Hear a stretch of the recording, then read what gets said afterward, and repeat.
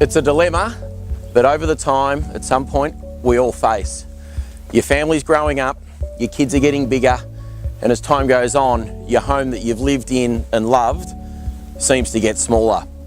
The question is, should you sell and buy a bigger home? Should you perhaps renovate or extend? These are the questions, and it's the dilemma that many of us face as our families expand and the kids grow bigger. Today I have the pleasure of meeting with Jason and Kylie. They've lived in their home in Mooroolbark Street for 16 years and have got 4 children. And they were faced with that very dilemma. Should they sell, buy a bigger home? Should they extend or renovate? I think what they've decided to do has been a great alternative. It's been a great option, and I think they've got a great story to tell that might help other local residents work out just what the options are. So come with me, we're going to sit down and meet Kylie and Jason and hear how they came up with the solution to that very dilemma of their growing family and their house gradually seeming too small. Come with me. So welcome Kylie and Jason, and I guess first of all, thanks for having us into your home. No worries. I was first referred to you back in 2009, and I think when we first got together back then, the kids were a bit younger, but it was on your mind that at some point your home was going to get smaller. Yep. So it's not that this has been something that has been sort of an overnight decision, has it? No, a lot of years, yeah. Yeah, so when I first met, obviously when I popped out, we looked at the value, and I know the options that we were talking about then was either for you to sell and then buy a bigger home and find somewhere else in and around Mooroolbark, or otherwise the other option was to, and I think that was the way you were probably leaning, was to extend and renovate. Just if you can give us a bit of a briefing, selling and moving, what was your thoughts, or why you didn't go down that option? Predominantly we couldn't get what we needed in our budget. Yep. Really.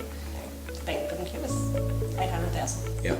Yep. And just so we know, how old are your children now? Now 22, 18, 17 and 10.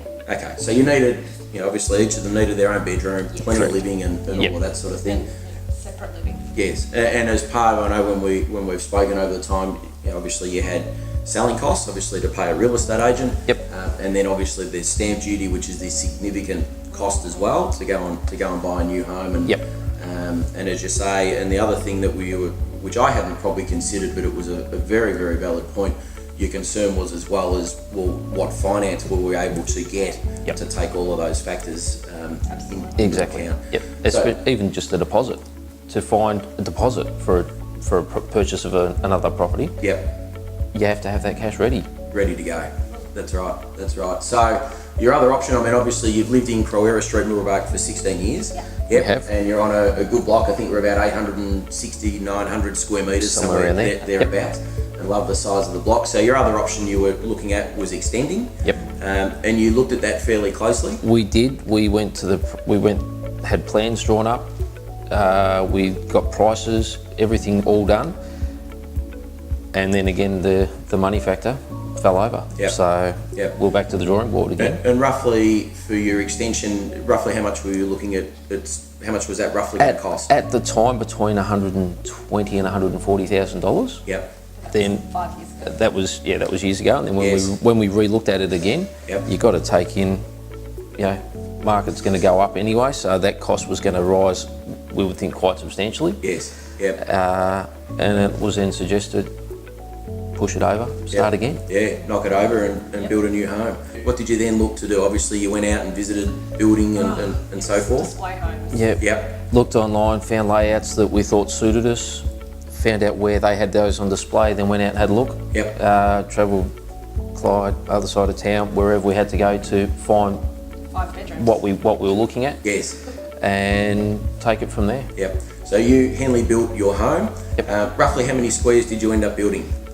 Be just over, including garage and alfresco, just over 40 squares. 40 squares. How many bedrooms?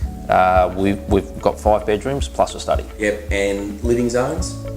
2 living zones, and one of the bedrooms could be turned back into another living area as kids move out.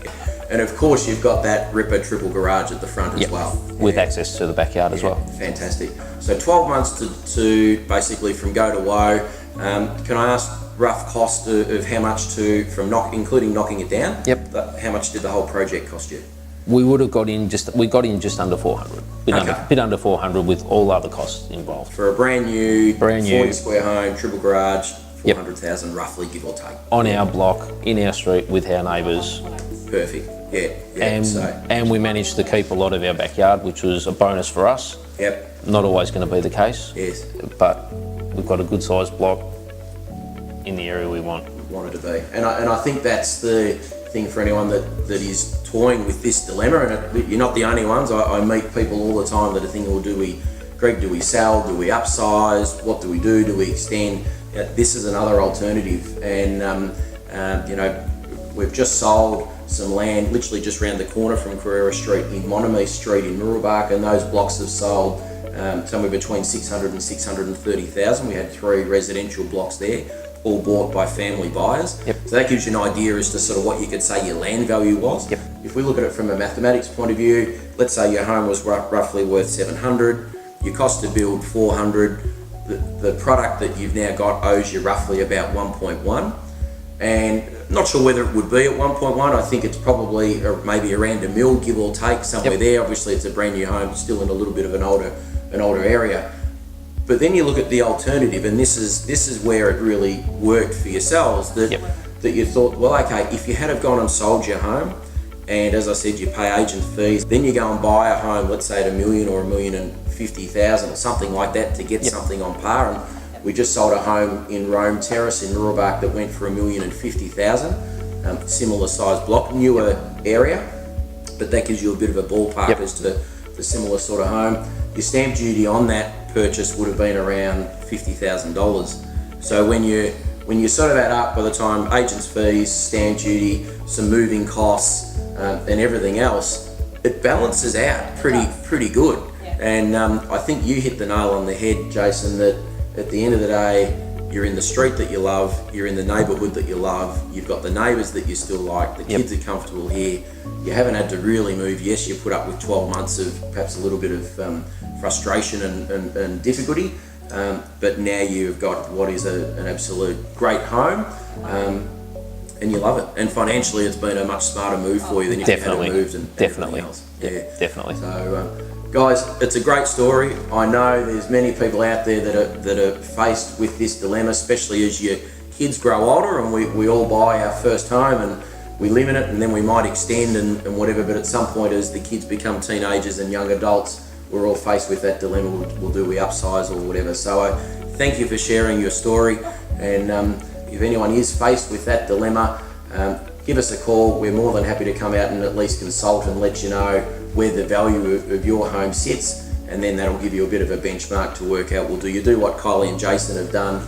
Do you maybe extend or renovate, or do you look to buy and move somewhere else? And I think that whatever you decide, the main thing, and I say it to people all the time, is first of all, you've got to love the area that you're in. Appreciate you letting us into your home. While we've been chatting, we've had various images of what you have built playing, and we really appreciate you opening up and sharing your story. No problem. Thanks for joining us. Okay, thank you.